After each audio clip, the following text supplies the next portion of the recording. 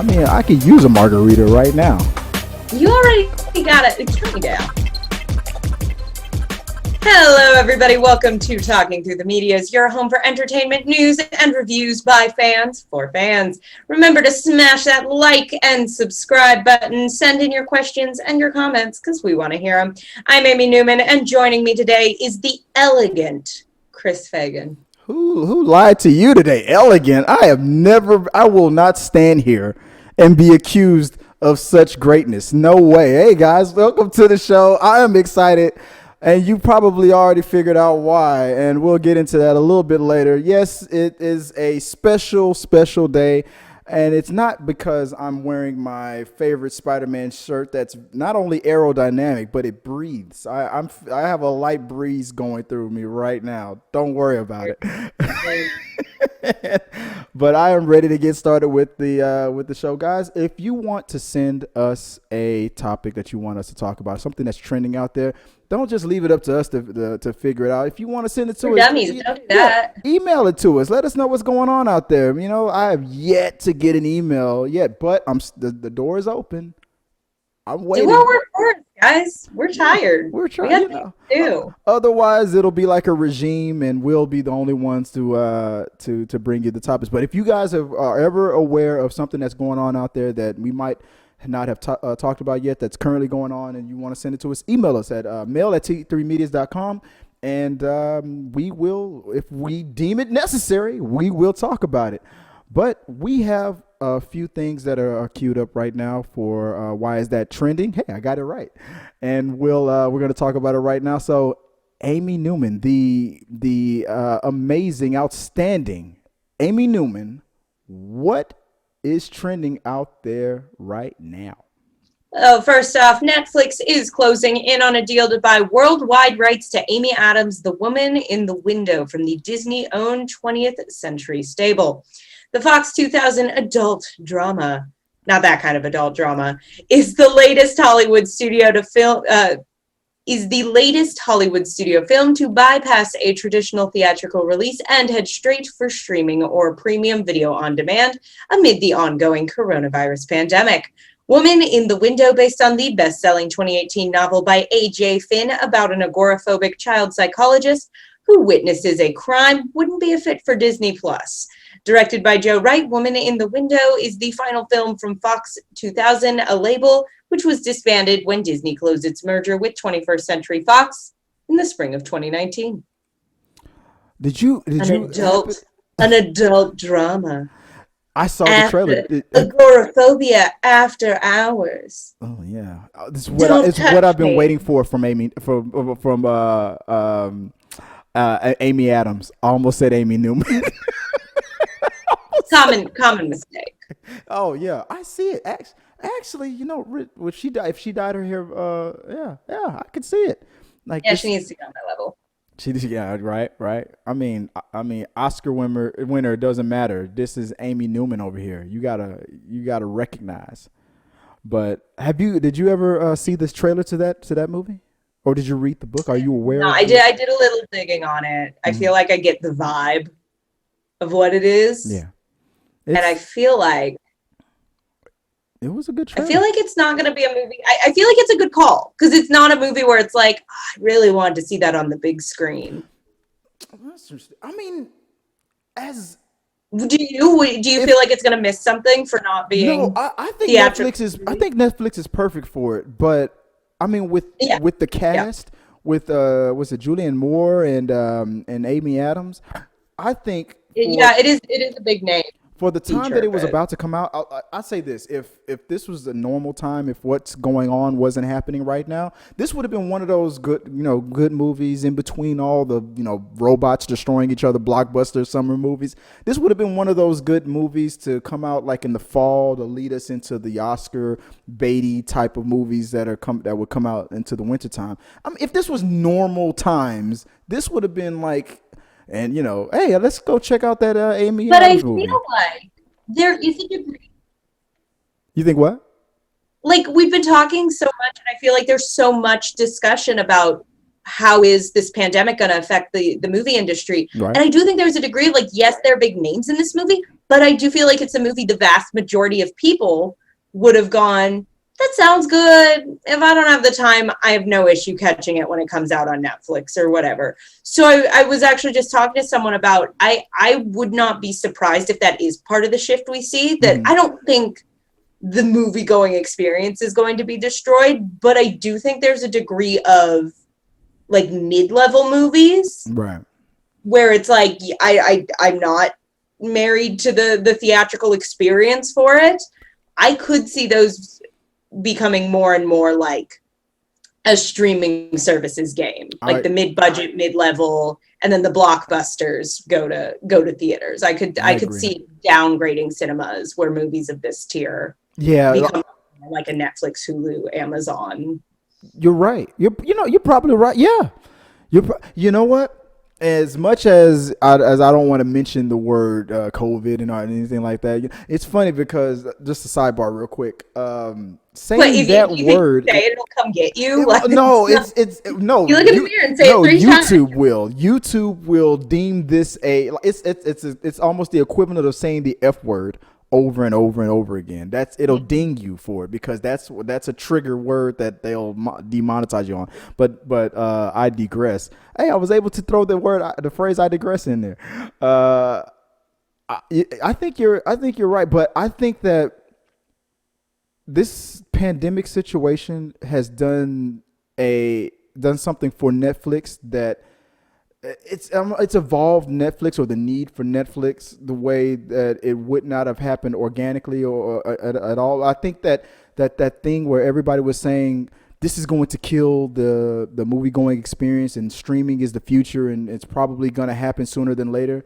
I think that this pandemic situation has probably expedited that, and it's like you said, it's not going to kill the movie going experience. I'll die on the hill that people will always want to go. Like, if you have things like Avengers coming out, if you have big blockbusters, you want to see that on a big screen. Nature to want to be in a theater experiencing that with other people. Right. But if this were to kill the movie going the theaters, like if AMC was not going to survive this and they had to shut down, and then the movie theaters, the chain slowly had to rebuild afterwards, then yeah, I mean, what you guys don't realize is that if AMC dies, and then all these independent films or independent companies have to slowly try to rebuild the chains that we used to have and get it back to its heydays.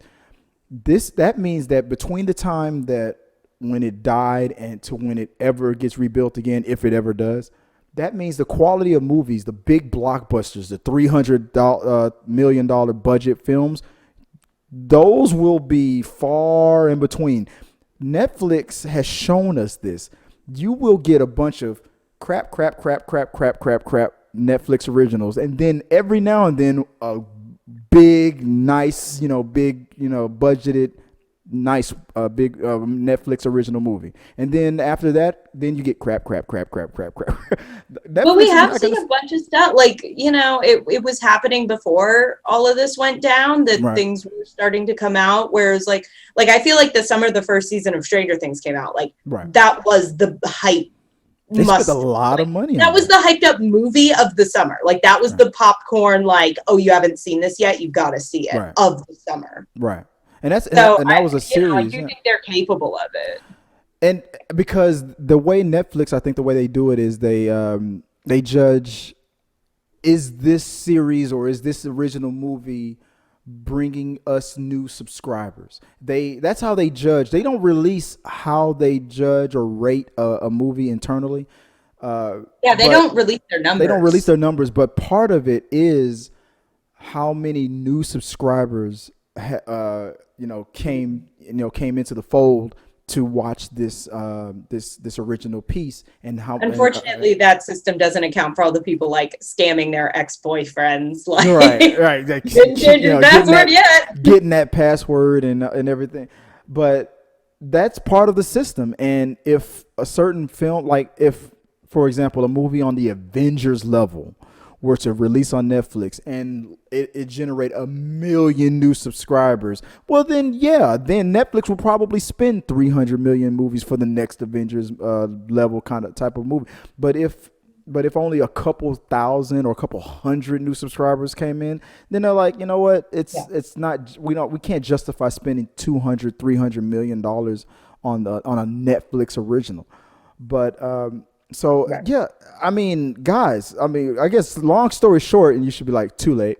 Wear a damn mask, because if we want to see these big blockbuster type movies coming out in the future, they're made for this big screen, because that justifies the dollars that are spent to produce them.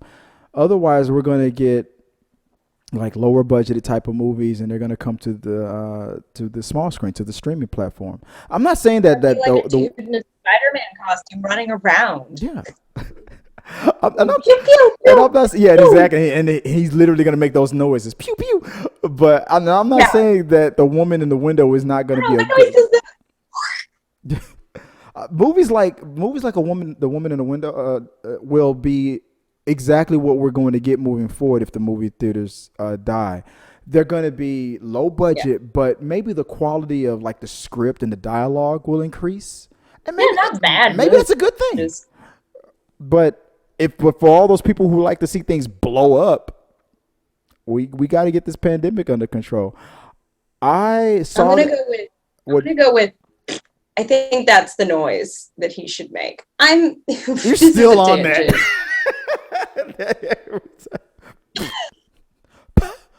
That's the noise that I make. Don't worry about what I mean by that. But anyway, when I saw the trailer, another topic. I think we need to talking through the media is after dark.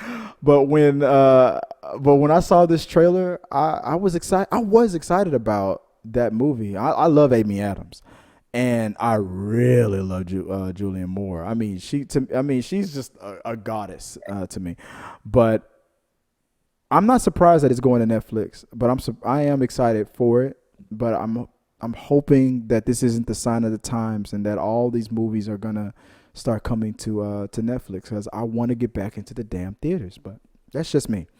But guys, let us know what you guys think about the woman in the window coming to Netflix. Is this a sign that Netflix and Hulu and all these streaming platforms are about to gobble up all these movies that were planned for theaters and are now coming to the small screen and streaming because of what's going on? How long do you think we're going to have to endure this? Let us know in the box below. Comment, and we'll talk about it. We might talk about it on We Got Your Mail. So, Miss Newman, what do we have next on Why Is That Trend? What did I mess up the title again? Well, so funny. Speaking of Netflix, just this sweet little casual transition I got here. The second season of The Umbrella Academy released at the end of July. So far, it has scored high on Rotten Tomatoes, and fans on social media are screaming for a third season. I assume that just means all caps typing is how you scream on social media. But Chris, you got a chance to binge watch the season. What do you think of Umbrella Academy 2? Well, Amy, I'm glad you asked. This will be my attempt. You wrote it in the show. Yeah, that was in the script. So, I'm like, I need you to enthusiastically ask, hey Chris, what did you think about Umbrella Academy? And I'm gonna just a question that popped into my head. Yeah, organically. Like how people talk. I'm glad you asked. Well, I guess this will be my unofficial like binge review of the Umbrella Academy, because I did get through it. I don't think you've watched Umbrella. Did you see the first season or the second season or any of the seasons? No, I feel like it's, and this is like really all I have to add to the conversation. Obviously, the second season's great because I like vaguely knew this show existed, but the second season has blown up, and I'm assuming part of that is people have time on their hands to binge watch stuff and talk about stuff. Oh, no. But I also have to assume it's fantastic because it is fantastic. I can already tell which character would be your favorite character, and that would. Is it the Umbrella? No, what? the guy who the Umbrella. I assume he's like the headmaster of the academy. Well, the guy who's the headmaster named it the Umbrella Academy because I think he carries umbrellas a Josh lot. T. Umbrella. So there was a guy who I forget his number. It's fine. We don't need to. What do you think of it? Well, okay. So if without spoiling anything, I'll guess I'll get into my little review of this season. I saw season 1 and I was blown away. So without spoiling too much, because I would very much recommend you watch this. It is a superhero. There's a superhero TV show, but the way it's done is so brilliant. So it's like an R-rated superhero series, or a team of you do heroes. Know how to sell me on somebody. It's a team of superheroes that were they were all born on the same day. They all have like these mutant abilities, and this rich guy adopted all 7 of these children to train them to be heroes to save the world. And there's an apocalyptic event that's about to happen, and it's their job to prevent the end of the world. And by the second season, it felt like the second season was a cookie cutter of season 1. It felt like, okay, we went through all this in season 1. Okay, there's an apocalyptic event again, and these guys have to one person has the ability to teleport and time travel. I don't even know why I did that. He literally has the ability to time travel. But he just runs really fast, and he's like, it's 30 minutes later than when I started running. Exactly. And that's the ability to time travel. Well, I'll spoil one little thing, but it's right in the beginning of season 1. It's a little one of the kids. He decides that he wants to use his power. He figures out that he can time travel if he concentrates hard enough. He's warned not to, and he does it anyway. And he accidentally sends himself like years way down into the future after the world has been destroyed. And he's stuck in the future for years until he's an old man. And then he finds his way back, but he teleports back in his old, like in his young body. And he's a 70-something-year-old man who teleports back into his 13-year-old body. So he's now trying to save the world and tell his brothers and sisters who also have superpowers, help me, prevent the apocalypse. And so by season 2, it all happens again. Like they all get stuck back in time, and it's an apocalyptic event. The difference between season 1 and season 2 was that they really dove deep in character development and with each character. They touched on a lot of things like the Kennedy assassination. They touched on the civil rights situation. There's a woman that's in the Umbrella Academy who's black, and like for all these characters who get stuck in the 60s when they travel back in time into the 60s, all of them they get separated. They go their separate ways. One of them starts a cult. Using a lot of song lyrics to lead his cult. It's funny. Like it's like, would you tell me more? Teach me your ways. And he's like, don't go chasing waterfalls. Stick to the rivers and the lakes that you're used to. And they're like, oh my God, that's so brilliant. And these other characters go here, they go there, but the one character who's a black woman. The one thing that I appreciated about this, they weren't afraid to go to real heavy topics. I mean, she was the only black woman in the group, and what would a black woman be experiencing if they came from 2019 and got stuck in 2060? Walk into a diner and it's like, you don't belong here. Look at the sign. Kind of. They went there, and then immediately it was a lot of heavy topics, and I love the fact that they really spent a better amount of time and about with the character development and us getting to know each and every character a little bit better than what they did in season 1. They did a great job in season 1, but as with the little time that I have on this show to talk about it, I just want to say that the story development was way better. The character development was way better. As much as I love, if I gave a rating to season 1, I would say it was probably an 8 out of 10. This was higher than that. I wouldn't say 10 out of 10 because I rarely give that rating, but it was damn near close. Wow. And if you're not into comic book type of TV shows and things like that, this will still intrigue you because there's somebody that fits your characteristic. If you love action, if you love drama, if you love comedy, no matter what your niche is, one of these characters in this show you are going to gravitate to. And I have a feeling that I know yours, but I'm not going to say it now. I would encourage you to go on Netflix, watch a couple episodes of the first season. If by episode 2 or 3 that you're like, this isn't for me, then it's probably not for you. But I'm willing to put money down that you're probably gonna finish season 1 and 2 within like a week. That's how. I mean, I know you're not alone in really having enjoyed it, so I will check it out. Just give season 1, episode 1 a shot. Now I'm gonna go into more depth in this review, but overall, reading the reviews, reading the other reactions and whatnot, and I'm with everyone else in saying that this season is way better than season 1. I loved everything that I saw. I was totally involved from the beginning to end. So I will do a binge review. I think I'll do that tomorrow. And when I was thinking about making this my official binge review, but we don't have that much time. I'm going to get real sweaty nerd about it a little bit later on to that. So I say just go check it out. So let's move on to the next topic. Let's get off of this because I know this was taking up too much time.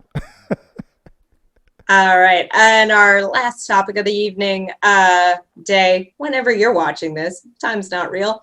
Mulan heads for Disney Plus in the US and other select countries, as reported on The Hollywood Reporter. In a surprise development, Disney announced Tuesday that Mulan will be offered to Disney Plus customers in the US and other select markets at a premium price of $29.99 beginning September 4th. Yup, Mulan is among a handful of Hollywood tentpoles that have seen their spring and summer release dates delayed several times due to subsequent theater closures. Man, I know it's 2020. I know $30. Like, I know how often I waste $30 on nothing. But, ooh, that just made my butt like, when I heard that, I was like, how much? Like, no. Like, it made me like, and I think it made a lot of people like almost a little irrationally angry. Like, I know my boyfriend did the same thing of like, what? I mean, like your parents already paying for the Disney Plus account we steal. Like, Trolls World Tour and all the other movies that had to like debut, like these theater home debut, they were like $19.99. And you were just buying the movie. I think and again, it's like, it's dumb because how often have you spent like $30-$40 on nothing? Oh, no, you're not buying the movie. It's still technically a rental. But I'm just saying, like, $30 in this day and age is not an insane amount of money. But I think principle of the matter, it's like, so I have to pay to subscribe to Disney Plus. Right.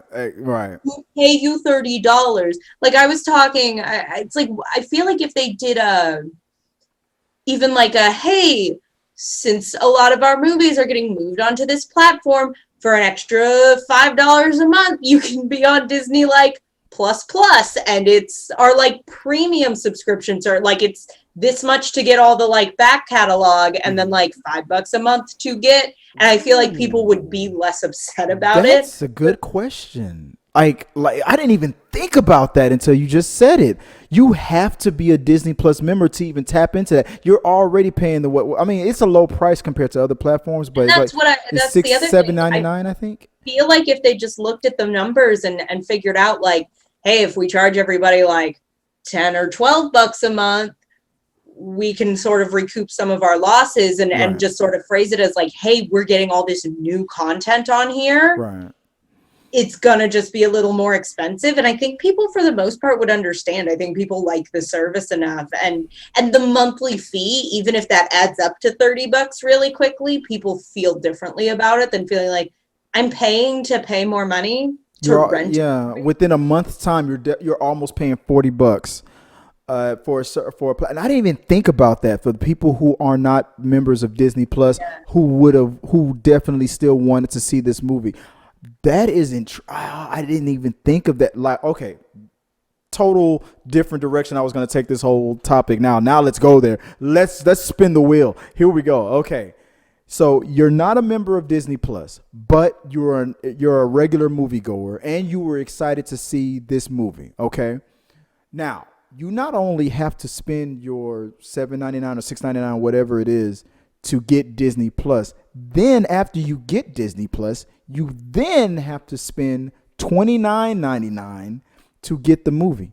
Now, if you're a person who lives by yourself, you don't have children or whatever like that, you are almost spending $40 just to watch Mulan. Yeah, I feel like they very much price this for the like, oh, but if you break it down, if you're a family of four, right? But not everybody's a family. I know four, single people living, and it's not even like, oh, I'll have friends over and have a Mulan watch party, and maybe everybody can, at least bring a beer, a couple beers. Oh yeah, you're definitely having a neighborhood party. Right. Send me $5. So, yeah, I don't know. On top of that, like, I feel like the live action reboots have been so hit or miss. I know people are kind of excited about this one, but I feel like even ones like Lion King, where everyone was going, this cast is so stellar, this should be great, get a bit of a meh from people. So I'm not paying. I was expecting this one to be a hit, but I'm not paying $30 for potentially that. Now, for the people who are already members of Disney Plus, now then you're thinking, okay, you're probably one of these, you're probably like me. You're in a family. You're going to spend the same amount of money, if not less, just a couple dollars less for taking your whole family out to the theater and watch. And that's probably what they're compensating for. That's why Trolls World Tour was $19.99. The King of Staten Island was $19.99. I thought $19.99 was a good average, because if you're a person, there's something about that extra $10 that extra 10, it's like, I think I can just conceptualize like one $20 bill. That's fair, but I gotta start breaking a second bill. No, Disney, you've gone too far. Some of these families are just a family of three. Like the average ticket price is like $9 or $10. Okay, $30. But Disney's like, no, the average Disney Plus person is probably a family of 6 to 11. And, they're getting a deal. Yeah, if you have 11 children, you're probably getting a sweet deal. But Disney is really underestimating how much of their market is just sad millennials who want to feel something. Who just want to, I'm like, I've stayed single. Better. Exactly. I don't have health insurance. Exactly. And I think they're taking advantage of that. So you're right. Now we'll get into it. There's a poll that we conducted. We'll get into that later on. We got your vote. But yeah, I think you're right. Disney is probably overestimating how many of their subscribers are mostly family, and to their they probably done their research. They probably know the average Disney Plus subscriber is probably a family of 5 or 4 or more. But what about that? What about that single person that loves Disney movies?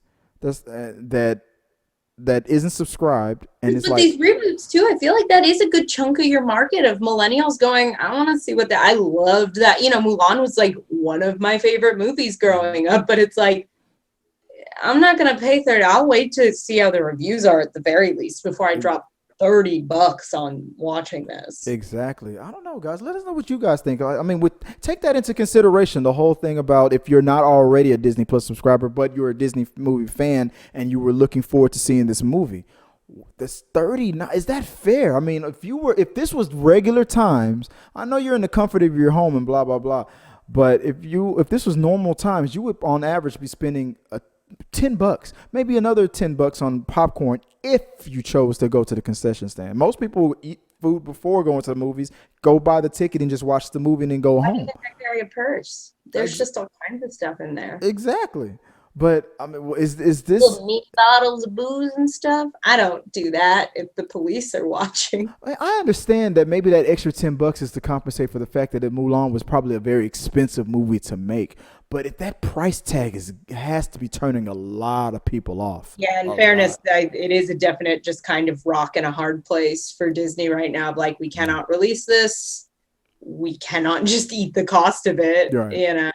Let us know what you guys think, guys. Comment below on that one. Let me know if you're are you already a Disney Plus subscriber. If you're not a Disney Plus subscriber, but you're a regular moviegoer, I want to hear from both sides of this. Where you think, is it worth the price of admission? Almost Plus the fact $40. that I was just thinking, it's like, because they did Onward on Disney Plus, but that was like right in tandem with the launch of Disney Right. Plus. Right. So I know for like, you know, my like household, we were kind of on the fence of like, do we want? Is it worth it? And then that dropped, and it was like, Right. I didn't catch yeah, Onward at the theaters. And it was awesome to feel like to see it at home and what I feel like I was getting a great deal.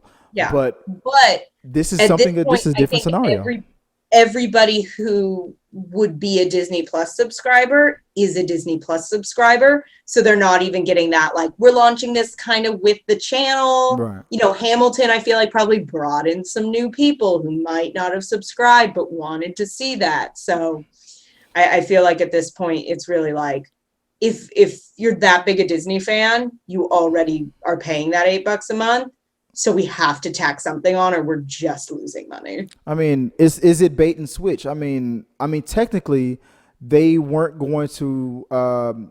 They released Onward early because the pandemic had started in the middle of its theatrical run. If this was normal situations, it would have had its theater. It would have stayed another couple of months in the theaters, and then like maybe 6 months later after that, then it would have been available within your already a monthly subscription for Disney Plus, like just like any other movie. But now this is a movie that was meant to go to theaters. It won't be able to now, so they got to recuperate some of that money back.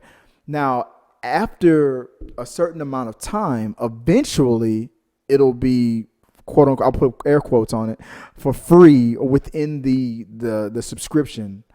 And that's the thing. I think so many people are just going to go, I'll wait. I'll just like, wait. Exactly. Are you? That's so the question. anxious.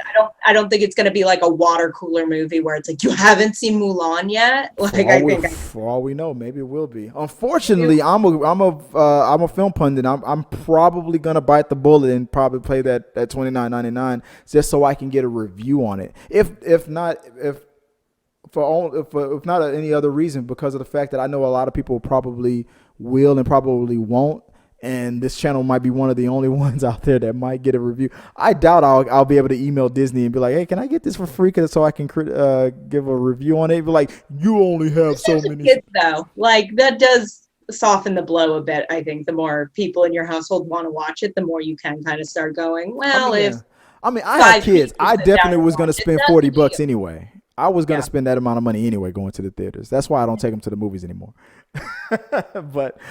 But for me, it's a deal. But I know for a lot of other households, I mean, especially if you're a guy that goes to the movies by yourself, that kind of sucks. But let us know what you guys think. I mean, on both sides of the aisle, we want to hear about it. Okay, and we'll talk about it on We Got Your Mail. Speaking of which, before we get into the We Got Your Mail portion of this show. The last, I guess, trending topic, I guess it's not really a trending topic. It's just what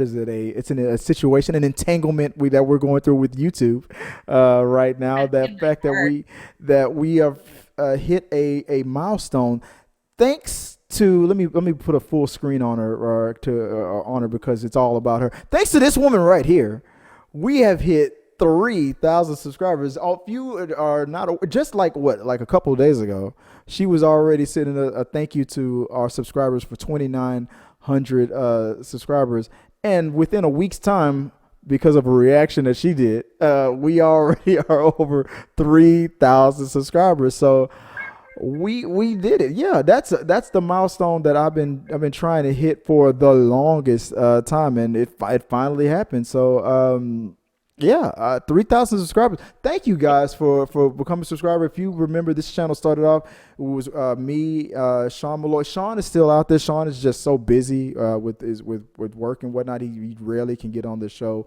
if not at all. I have to time it perfectly for him to be on the show. But you're going to still see more of Sean.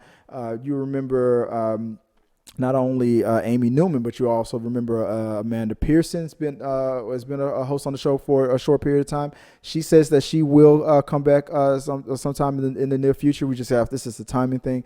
A lot of the people that have come and gone, I'm gonna try to reach out to them all, see if I can get some people to come back.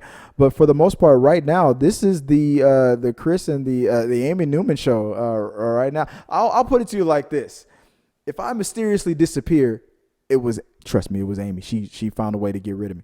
But if that happens, Amy is the person that I trust to carry on the torch of this show, only if she's willing. This is the person that I really credit for getting us over that milestone. So Amy, what do you think about the fact that we just hit 2,900 subscribers and within a blink of an eye, we're at 3K. What do you have to say about that? Thank you so much, guys. We super appreciate it. We super appreciate the support. It's been really cool just to really start feeling like beyond just, oh, people are liking and subscribing, seeing the feedback, seeing, names pop up in We Got Your Mail week to week and starting to feel like we're building this community. It means a ton. And I super appreciate in a time that is a little bit isolating and a little bit scary, having something I know I'm going to show up every week and get to talk and laugh and have fun and talk about some silly stuff, and super appreciate it. And speaking about some more silly stuff, so what I wanted to do was I'm going to run through a couple of quick comments. I know at the end of the show, after we do the trending topics, we cover like one We Got Your Mail. I'm going to do a quick run through. Amy always gets scared whenever I say, let's get through this quick, because that usually means a couple hours with me because I'm so long-winded. But I'm going to try to quickly go through a few of these questions because they're starting to pile up. You guys in the community are really starting to interact with us, and I'm loving it. So that just means I got to do a little recalibrating, a little retooling of how we get your voices out there.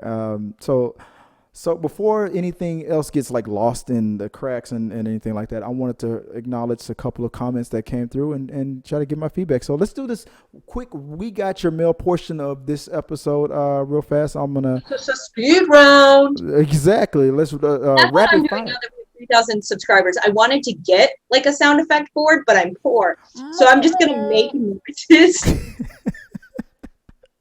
What? Just at random. Like I might just take my webcam into the bathroom and like toilet flush and something, I think it's going to work really well. Oh. We got your mail. Pew, pew, speed round. Go for it, Chris.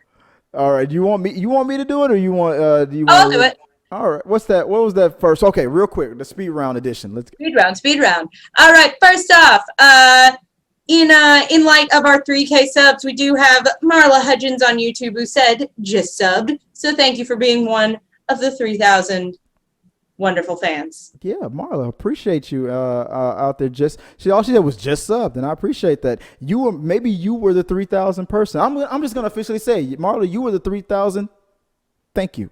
Appreciate you. Check your mail for a very special thing.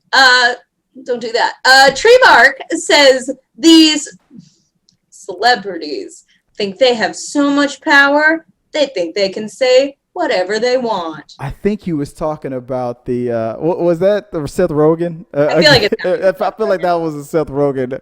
I'm trying to put the appropriate stink on these We Got Your Mails. I'm trying to really get it. I'm looking at it as an acting challenge. I mean, like Tree Bark, Tree Bark, yeah, technically they can. I mean, Seth Rogen is American. We can all say whatever we want. We can say what we want. But we all have the ability to react the way we want. So they say what they want. I say what I want. You get to say what you want, and then people react. That's just the way the world works. I mean, quite frankly, I think Seth Rogen, if that's in response to like Seth Rogen being really vocal about Black Lives Matter, I think there's a very real I'm going to say what I want. People who kind of get what I'm about and are, on the level, and the people I want supporting me, the type of people I want supporting me, are going to respond and like me even more. And I think he just has a definite, I mean, he's been very vocal about just being like, yeah, some people are going to react badly. I don't want anything to do with those people. Yeah, So he was cleaning house. All right, what do we got next? on Instagram, Trinidad the Island Man said, at T3 Medias, I was surprised Netflix really did a good job with the new show. That said, I still prefer the classic look of the lions. The modern animation still used is too slick and smooth for my taste, but the stories were very compelling. I was having a Voltron conversation with somebody on Instagram. I think I messaged you before. I got some a tip on how to grow on the Instagram. I think I sent you a link on that, and they said, every day interact with like 10 people. Just out there making friends, y'all. Yeah, that's what I was doing. I was reaching out to people. I was answering questions and whatnot. We got into me and Trinidad got into a Voltron conversation. So that's what, if that doesn't make sense, that's what that topic was about. I mentioned I love Voltron. I had the green lion as a kid, so that's what that was. So yeah, I love that.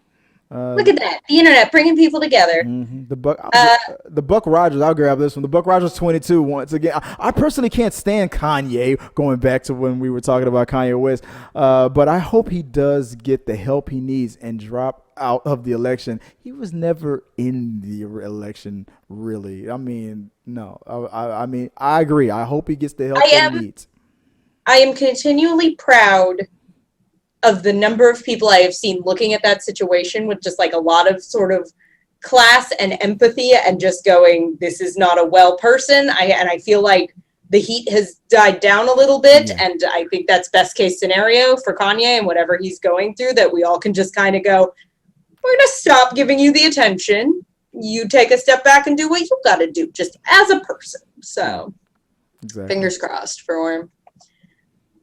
We have Jim Uijivar, and I'm incredibly sorry if I butchered that, saying, could you please react to Bert Kreischer flying dildos? So this was I'm scared to Google those terms, but sure, let's go. That's a comedian. I do know. I know who he is. I've seen that clip before. If you haven't seen it, I just worry typing flying dildos into a search engine. I am not surprised. Actually be great. So who knows? Let's roll those dice. I'm not surprised that you guys love, I mean, whether you're a troll that just wants to give her a hard time, or if you're the majority of people who genuinely love Amy's reactions. Here's the thing that I'm loving about Amy's reactions. Amy has been, let's peel the onion. Let's look behind the scenes here. Amy doesn't get reactions. Like, I don't understand why people like to watch other people react to things. And the second she revealed that to me, I was thinking in the back of my head, people are going to love your reactions because you don't get it. You're not really feeling it. But I mean, I think I'm just so used to people like doing the passive aggressive pause when I try to talk during TV shows. The like, all right, if you're going to say something, what? Like, I've been getting that my whole life. So I'm like, why do you some people are like, she's talking over it. I'm like, this is what I was told to do, sir. She's like, I don't get it. I'm only doing this for the outlet. But no, but that means you're the perfect person to do, believe it or not, reaction videos are the bread and butter. I need to do more of them, but they have, if you go down the list of videos on this channel and look up the ones that are the most popular, it's all the reaction videos that I've done over the years. I sometimes I get it, sometimes I don't, but our core audience loves them, and Amy is uncomfortable with a lot of topics, and trust me, guys, all those suggestions of the ones that she's probably. You say I'm uncomfortable with a lot of topics, like the horror stuff and things like that. Oh, sure. I thought you meant like flying dildos. I'm like, no. Oh no, I would never think that you were uncomfortable with it. I think the weirdest part is like, I don't think people realize, not to be like, but it's like, I am a comedian. I do stand up, and I feel like people are baffled of like, she like gets that it's funny. It's like, right. Yeah, dude. Trust me, guys. I mean, Amy, when you would assume that Amy is not like this, or you're gonna assume Amy is this or that when you, but she's always I going to understand I surprise give you. off the vibe of a Sunday school teacher, but Yeah, like exactly. Yeah, exactly. That's probably what I was thinking. She gives off the vibe that she's like a sinister nun. Like, no, when before the cameras are rolling, Amy is. Okay, I won't that's tell my them. sinister nun impression. Is that the vibe I give off? Thank you so much. No, exactly, Really just a little that's self-esteem probably. boost I need. I was riding a little too high on our 3,000 subs. So That's pro- thank you. and that's probably why your reactions do so well, because people probably are looking at you at face value like she's not gonna get it, she's not gonna get it, and then the second you start rolling, it's like, oh, she does. Y'all trust me, Amy is That nun crazy. has a sense of She humor. is wild and crazy sometimes. But all right, let's just rapid fire, rapid fire. Let's get to the rest. What's the next one? Round. All right. On Instagram, Dayglow Disaster, aka Violet Femme, says there is that old saying though: a cluttered desk is a sign of genius. That when I was having a conversation with another YouTuber, friend of John Campion, Mr. Robert Meyer Burnett. He gave I think took a picture of his studio, and it was a little cluttered and whatnot. And I think I said my studio is the same way. It's cluttered all over. And he gave a compliment. I appreciate the compliment. Was it Dayglow Disaster? Where a clutter desk is a sign of genius. So yeah, if that's true, then my IQ is through the roof. Because did you just look around your place too, or is there a little mess around there too? Oh, like, is it? I don't know. I'm going through some stuff. So I'm in a temporary living situation. Right. Sign of genius. What was that old commercial? Real men of genius. You remember that old commercial? It was. So I was born in 1992. It was in the 2000s. Get over Oh, was it. it? No, I don't know. But it was on the radio, so maybe you weren't listening to the radio as much as I was. The what? The what? What is that? Is that a podcast? Is that an iPod somebody programmed? I'm showing my age by saying iPod, iPod, right? What Jonas Blaine II comments. I'm guessing Richard Madden for the next James Bond. We were having a conversation, I think, about Idris Elba in one of those videos. Richard Madden. I'm having a brain fart. Who is that again? He is okay. I didn't watch it. He's on Game of Thrones. He's I think he was like the boyfriend in Rocket Man. If you saw that, I haven't seen that yet. he's got the look for sure. But it's just one I of think the, I know what you're talking about. You got now he has a short hair. I think he's on an Amazon TV show like, now, right? his little handsome face, Yeah, I like think he was very the much king. like He was the king of the probably North, right, wasn't he? like what? Wasn't he the king of the North? I think on Game of Thrones. I believe that's what his. Wasn't he the one who died in the red wedding or something like that? I think that was him. My dude, I have zero idea. You haven't watched Game of Thrones? I did not watch Game of Thrones, and you know what? Now I'm never gonna, because everybody was like, "We're done with that show." That's one of those shows when you tell people you haven't seen it, they're like, well, "You haven't seen Game of Thrones? What are you trying to say?" I'm like, "Well, based on." And now I feel like everybody's just like, "That's fine." I guarantee you will watch Game of Thrones one day. He was Robb Stark on Game of Thrones. The King of the North. Yeah.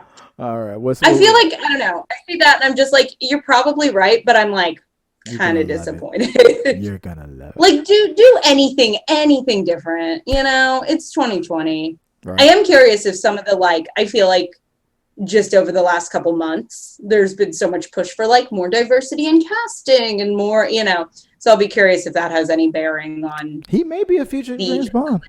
Maybe in 15 years. Maybe. Anurag GT49 said regarding Umbrella Academy 2, T3 Media's, yes, I did. It took 8 hours. And sad face. Yeah, I asked him if he binge watched it in one sitting. He said, yeah, 8 hours. Took him 8 hours. He watched it, I guess, from the debut and just crushed it. It took me like 3 days. That's right impressive. There. I used to binge. That used to be the thing on the channel. I would try to catch it right when it debuted at like 2 o'clock in the morning and watch it till the sun comes up and then immediately get on camera. But then I turned 40 and I'm like, no, I'm not doing that. Yeah. I just I just am a baby and cannot stay up past 11 o'clock. Past your bedtime. It's past my bedtime. No, that's not true. I can stay up late if I'm doing something. This is a tangent.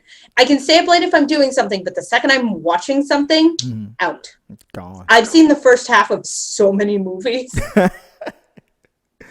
And then like I'll go months being like, and yeah, I have to finish that sometime. And I don't. So anyways, fun fact. Tree Bark Juan says Origins is so good and definitely worth watching.